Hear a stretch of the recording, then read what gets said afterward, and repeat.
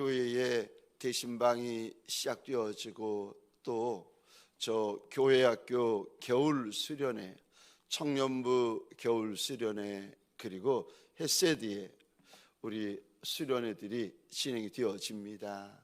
꼭 함께 위하여 기도하여 주셨으면 고맙고 감사하겠습니다. 7장 1절부터 우리 차례대로 교독하겠습니다.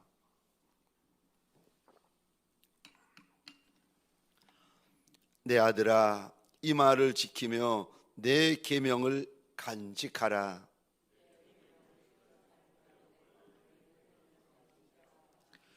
이것을 내 손가락에 매며 이것을 내 마음판에 새기라.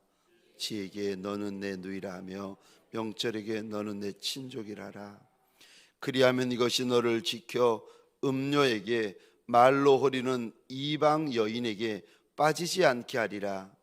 내가 내 집 들창으로 살창으로 내다보다가 어리석은 자 중에 젊은이 가운데 한 지혜 없는 자를 보았노라.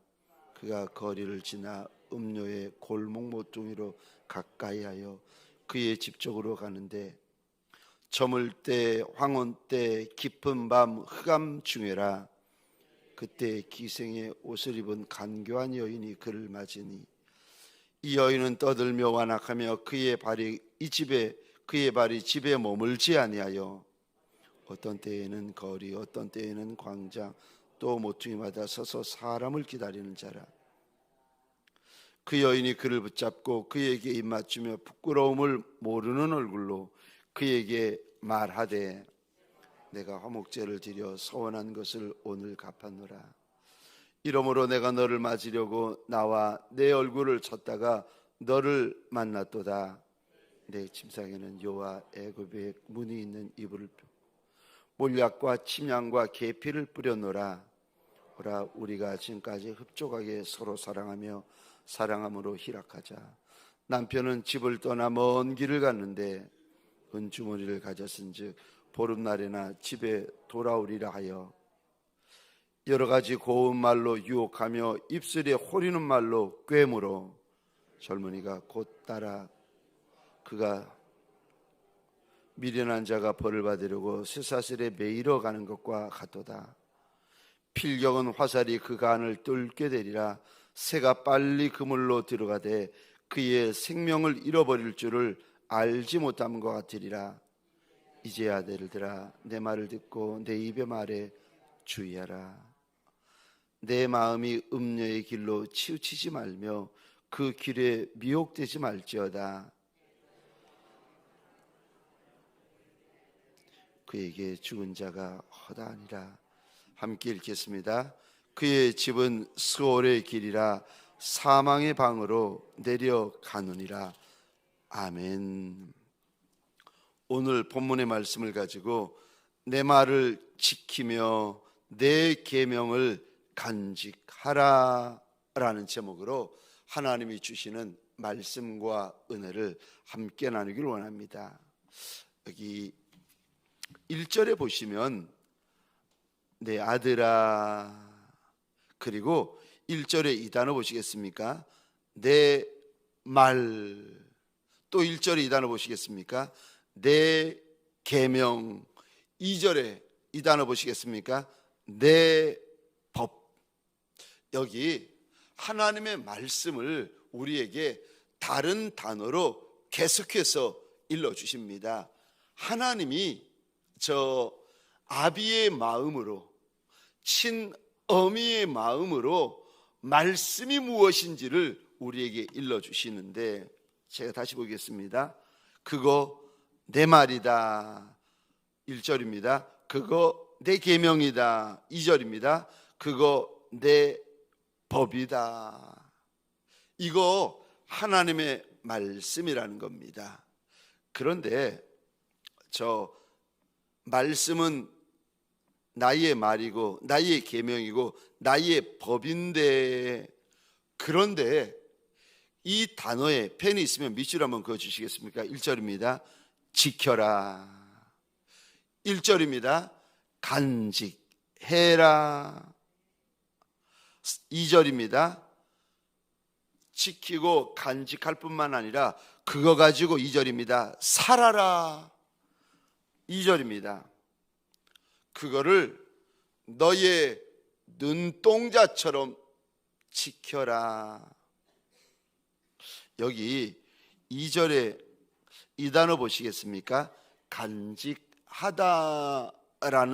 단어가 어떤 의미를 원어로 가지고 있는가 하면은 특별히 덮어 저장하다, 특별히 보호하다라는 뜻을 담고 있습니다.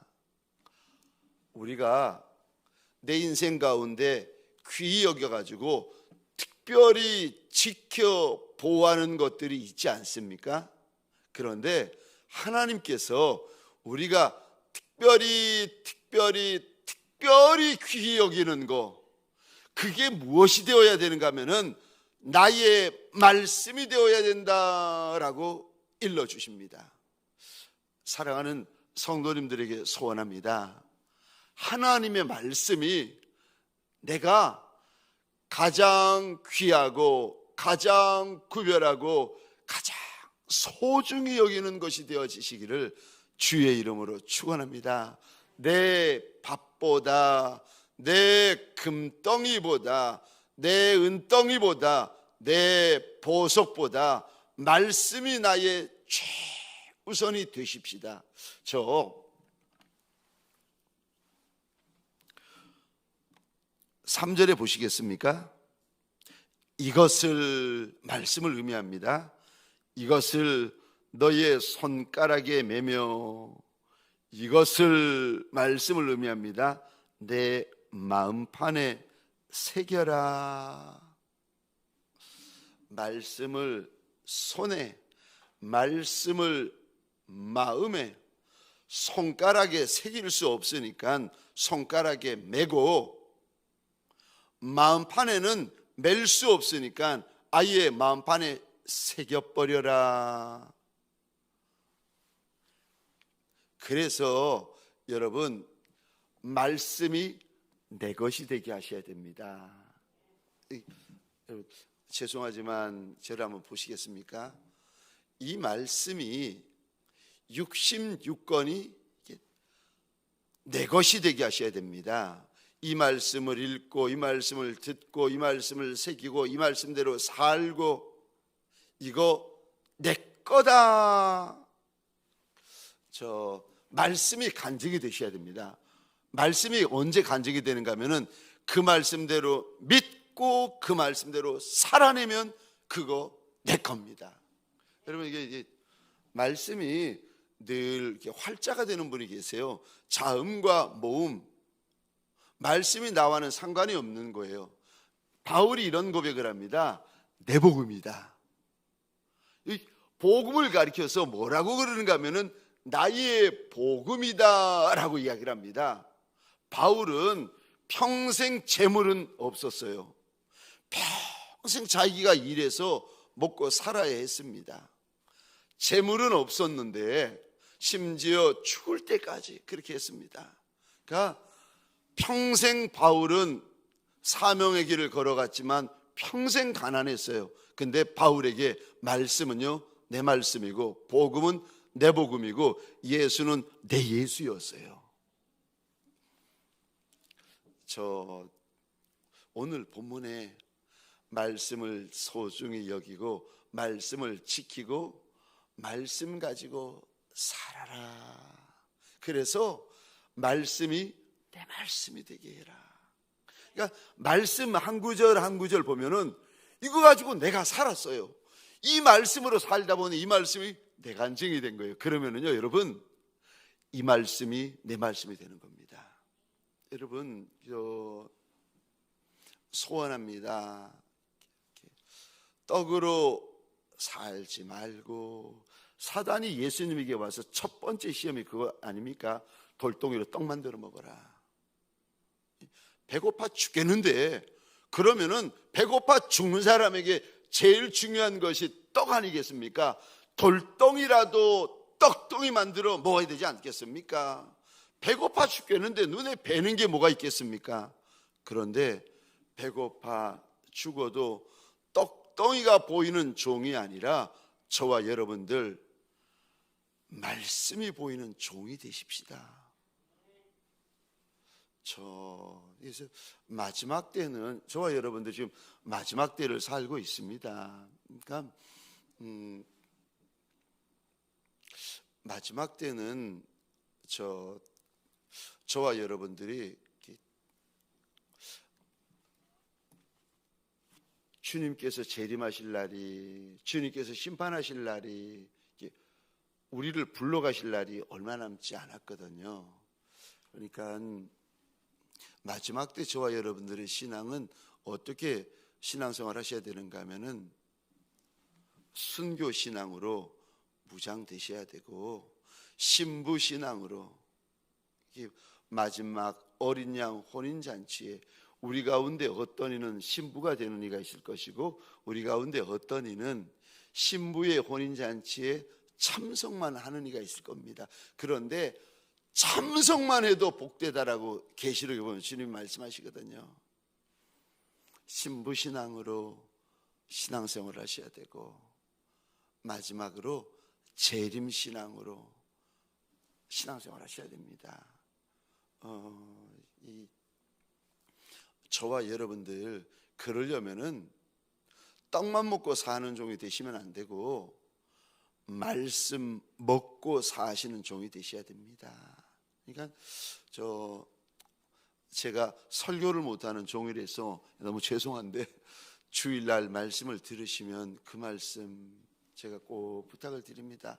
한 번으로 만족하지 마시고, 제가 늘 부탁드리는데, 1부 예배 드려서 은혜 안 되면 2부 예배 드리시고, 2부 예배 은혜 안 되시면 3부 예배 드리시고, 3부 예배도 은혜 안 되시면 4부 예배 드리시고. 왜요? 떡으로 사는 종이 아니라 나는 말씀으로 사는 종이기 때문에 말씀에 목숨을 거셔야 됩니다. 그리고 말씀을 꼭 부탁을 드립니다.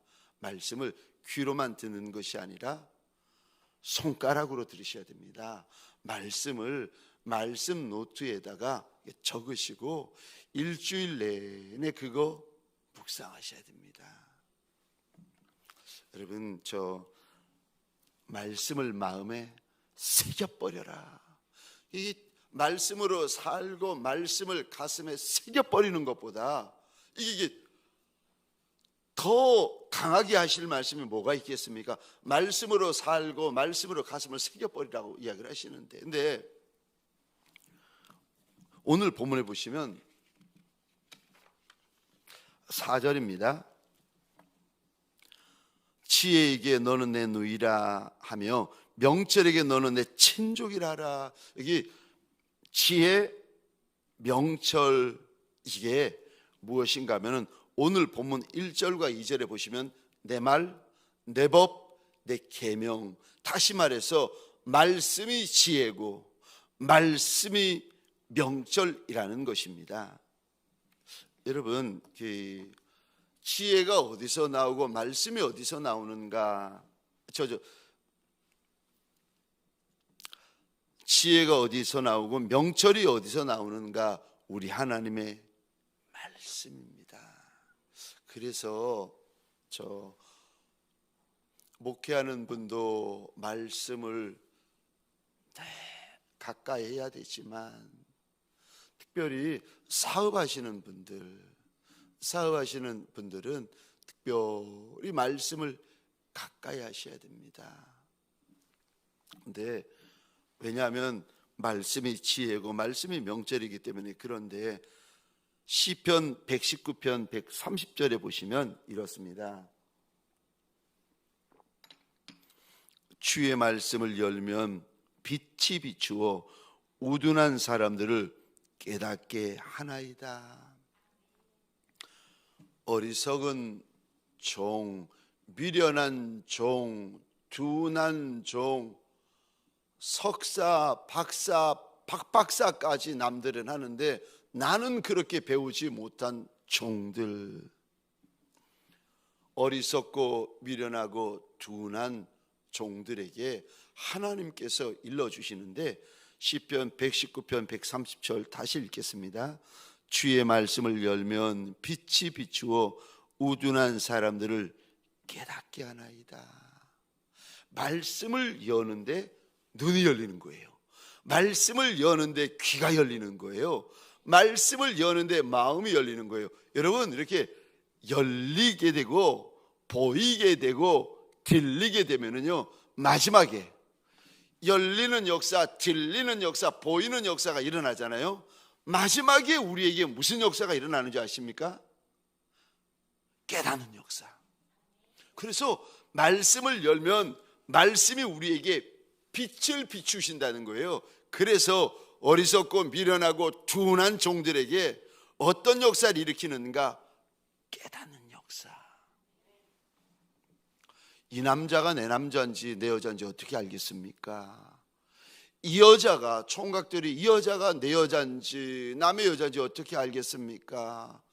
이 길이 내 길인지 아닌지 어떻게 알겠습니까? 이 교회가 내 교회인지 아닌지 어떻게 알겠습니까? 이 사업이 내 사업인지 아닌지 어떻게 알겠습니까? 깨달아야죠. 보이고 들리고 이거 알아줘야죠. 보이게 되고 들리게 되고 알아지게 되면 마지막 역사가 뭔가 하면은 깨닫는 역사예요. 근데 이 깨닫는 역사가 어디서 나온다? 우리가 미련한데, 우리가 둔한데 어디서 깨닫는 역사가 일어납니까? 오늘 본문에 하나님께서 말씀이다. 내 말, 내 법, 내 계명, 이게 지혜고 이게 명철이다. 우리 하나님께서 일러주십니다. 말씀을 열고 말씀을 읽고 말씀을 생각하고 말씀을 묵상하고 말씀으로 살면, 영적으로 보면 말씀에서 빛이 나와서 내 얼굴을 비추어 줍니다. 하나님께서 얼굴을 내게로 향하시면 하나님의 영광의 빛이 나를 비추어 주시듯이 말씀을 열면 영적으로 말씀에서 내 얼굴에 빛이 비추어져서 어리석은 인생, 미련한 인생에게 깨달아 아는 역사가 일어납니다. 사랑하는 성도님들에게 소원합니다. 서로 말씀을 읽다가 밥 때를 놓치는 한이 있더라도 밥 때문에 말씀을 놓치는 이들은 없으시기를 주의 이름으로 축원합니다. 말씀이 밥이고 말씀이 떡이고 말씀이 지혜고 말씀이 명철입니다. 여러분, 그래서 오늘 본문에서 이제 말씀에 여러 가지 유익함이 있는데 오늘 본문에서 말씀의 유익을 한 가지를 하나님이 콕 집어서 이야기를 하십니다. 이 단어 보시겠습니까? 말씀의 유익.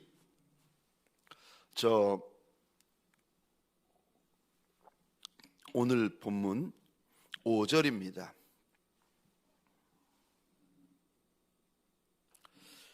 이것이 너를 지켜, 말씀이 너를 지킨다는 거예요. 말씀이 우리를 지켜주시면 무슨 유익이 있습니까? 말씀이 우리를 지켜, 이 단어 보시겠습니까? 빠지지 않게 한다. 여러분, 오늘 본문에서는 그저 음녀라는 여인 하나만 등장하지만 내 인생길, 내 신앙길, 가정길, 사업길에, 사명길에 여러분, 우리를 빠지게 만드는 수렁이 음녀 하나뿐이겠습니까? 말로 나를 호리는 음녀와 같은 이들이, 인생들이, 시험거리, 유혹거리들이 우리 인생길에 음녀 하나뿐이겠습니까? 근데 빠지지 않게 한다. 빠지지 않게 한다. 여러분, 빠지지 않으면은요 살 수 있고, 빠지지 않으면은 전진할 수 있고, 빠지지 않으면 차지할 수 있습니다. 오늘 빠지지 않게 만들어준다라고 이야기하시는데 제가 6절부터 보겠습니다. 6절부터 내용이 나오는데, 어리석은 인생, 지혜 없는 젊은이가 길을 가는데 하필 어느 쪽으로 가까이 갑니까? 8절 보시겠습니까? 그가 거리를 지나 음료의 골목 모퉁이로 가까이 하여 그의 집 쪽으로 갔다. 이 음료가 누군가 하면 10절, 11절, 12절 이 여인이 평상시에 어떤 일을 하는 여인인지 알려주세요. 그리고 이 여인의 집을 그 동네에 있는 사람들이 다 알아요. 그런데도 이 젊은이가 길을 갈 때에 그 집 가까이 갑니다. 왜 이럴까요? 유혹받을 준비를 하는 거예요. 미혹받을 준비가 되어 있는 거예요. 바람만 불면 넘어질 준비를 하고 가는 거예요. 그러니까 여인을 안 만나서 안 넘어진 거지. 여러분 시험 들 준비를 하고 있는 거예요. 넘어질 준비를 하고 있는 거예요. 삐질 준비를 하고 있는 거예요. 여러분, 이게 삐질 거리를 만나서 삐집니까? 아니요. 이미 삐질 준비를 하고 있는 거예요. 시험 들 준비를 하고 있는 거예요. 넘어질 준비를 하고 있는 거예요. 그런데 넘어질 일을 만난 거예요. 시험거리를 만난 거예요. 삐질 거리를 만난 거예요. 이게 음료 잘못입니까? 어리석고 미련한 젊은이 잘못입니까? 솔로몬이 왕궁에서 창문을 열고 이렇게 보는데 어둘 때에 한 젊은이가 슬금슬금 그 도성에서 소문난 그 이상야릇한 여인이라고 소문난 여인의 집 가까이로 슬금슬금 가는데 아니나 다를까 이 여인이 이상야릇한 옷을 입고 젊은이 앞에 나타나더니 붙잡고 입 맞추고 14절 15절 내가 너를 만나려고 나왔다가 내가 너를 만났다. 침상에 이상야릇한 요를 펴놓고 내가 기다렸다. 18절 아침까지 서로 흡족하게 사랑하자. 19절 남편이 먼 길을 떠나는데 20절 은주머니 가지고 떠났다. 21절입니다. 유혹하고 젊은이를 꿰었다. 22절 제가 이제 여러분들 여기까지 이제 보셨습니다. 22절 제가 잘 보셔야 됩니다. 읽고 질문을 드리겠습니다. 22절입니다. 젊은이가 곧 따랐으니 소가 도수장으로 가는 것 같고 미련한 자가 벌 받으려고 쇠사슬에 매이는 것 같도다. 필경은 화살이 그간을 뚫게 되리라. 자, 저를 보시겠습니다. 질문입니다. 여기서 이렇게 한 여인, 음녀라고 이제 지칭하는데 한 여인이 젊은이 인생을 유혹하고 미혹하고 꿰입니다. 그랬더니 이 젊은이가 따라갔다라고 이제 이야기를 합니다. 이게 따라가는데 그게 사실은 도살장에 끌려가는 소처럼, 그리고 보면은 미련한 자가 벌 받으려고 쇠사슬에 매이러 가는 것과 같고 화살이 심장을 뚫어버리는 것과 같다. 이게 가면 죄송합니다. 26절에 보면은 상하는 거다. 26절입니다. 가면 너 엎드러지는 거다. 26절이다. 가면 죽는다. 이게 빠지면 그 여인에게 빠지면 26절이요. 인생이 상하게 되고 인생이 엎드러지고 인생이 죽는다. 그래서 27절이요. 그의 집은 그 여자의 집을 말합니다. 그 여자의 집은 지옥길이고 그 여자의 방은 사망의 방이다. 근데 젊은이가 22절입니다. 젊은 청년이 따라갑니다. 이제 죄송합니다. 저를 보시겠습니까? 성경에 하나님이 이렇게 말씀하세요. 곧 젊은이가 곧 그 여자를 따라갔다. 질문입니다. 여기 곧이라는 단어 여러분 보셔야 됩니다. 곧이라는 단어, 이 단어는 어떤 의미입니까? 1번, 보통 이 곧이라는 단어는 원어로 보면은 뒤에 나오는 단어나 명사나 동사를 강조하는 데 많이 쓰입니다. 그러니까 1번, 뒤에 나오는 단어를 강조하는 의미다. 젊은이가 따라갔는데 가면 안 되는데 갔다는 거예요. 그래서 곧 따라갔다. 이 강조의 의미다. 첫 번째 의미고요. 두 번째 의미는 여자가 눈짓하고, 여자가 호리고, 여자가 유혹하니까 눈짓하는 즉시 따라가는 거예요. 호리는 즉시 따라가는 거예요. 오빠 부르는 즉시 따라가 버리는 거예요. 자, 이게 2번입니다. 자, 1번 강조. 따라갔다라는 것을 강조하는 의미입니까? 아니면은 여인이 눈짓하고 부르고 손짓하니까 그 즉시로 곧바로 따라갔다는 의미입니까? 자, 이게 죄송합니다. 이게 새벽에 달려 나온 것만 해도 지금 막 이거 대단한 일인데, 이 강추위를 맞아가면서 달려 나오신 것만 대단한 일인데, 지금 막 그냥 비몽사몽에다가 강추위를 만나가지고 내가 정신이 없는데, 그게 그거고 그놈이 지금 무슨 그놈이 아닙니다. 그게 아닙니다. 이게 원어를 아시면 더 많이 가슴에 다가오는데, 곧 따라갔다라는 말이, 곧 그를 따라갔다라는 말이 1번 강조입니까? 아니면은 즉시로 따라갔다는 말입니까? 저 한번 이렇게 1번 이렇게 손 한번 들어주시겠어요? 예. 2번 예 내려주시고, 나머지 분들은 3번을 기다리고 계시는 거죠? 여러분 잘 보십시다. 잘 보십시다. 22절입니다. 젊은이가 곧 그를 따랐다. 여기 곧이라는 말은 저 원어로 보시면 의미가 완전히 달라집니다. 그런데 2번입니다.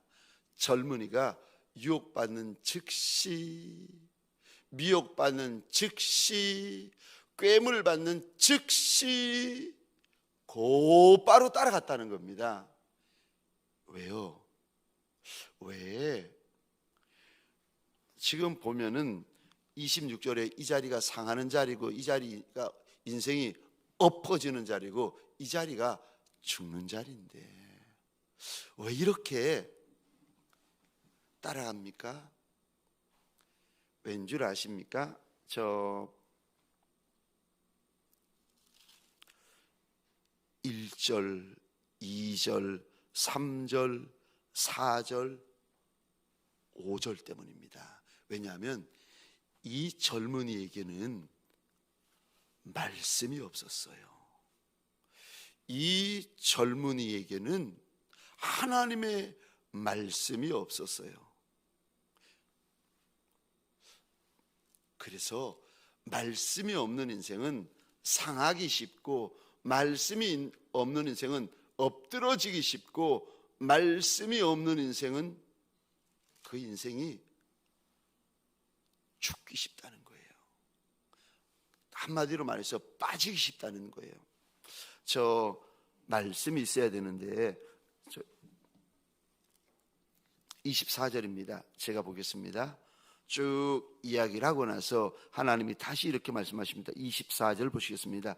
이제 아들들아, 내 말을 듣고 내 말, 그 다음에 24절입니다. 내 입의 말에 주의하라. 내 말, 내 입의 말, 이 하나님의 말씀이에요. 여러분, 저 인생을 살아갈 때에 내 인생을 지켜낼 수 있는 인생이 우리 가운데 몇이나 있겠습니까? 우리가 이만큼 신앙생활을 해도 넘어질 때가 곧잘 넘어지지 않습니까?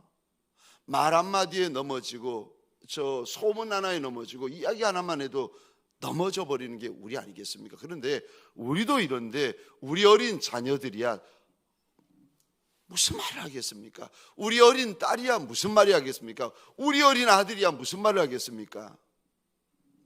우리 어린 사위, 우리 어린 며느리가 무슨 말을 하겠습니까? 그러니까 이 아이에게 하나님을 새겨주고 하나님의 말씀을 새겨주셔야 이 아이들이 수렁에 빠지지 않을 수가 있습니다. 죽을 일, 빠질 일, 엎드러질 일이 수다한 것이 인생길인데 여기서 이 아이를 지켜내려면 하나님의 말씀밖에 없습니다. 사랑하는 성도님들에게 소원합니다. 오늘 한날도 떡으로 사는 종들이 아니라 말씀으로 사십시다. 오늘 한날도 저 물질로만 사는 인생이 아니라 말씀으로 사십시다. 그래서 말씀의 오늘 역사 빠지지 않게 만들어 주신다. 이 약속이 저와 여러분들에게 주시는 약속의 말씀이 되어지시기를 주의 이름으로 축원합니다. 기도하시겠습니다.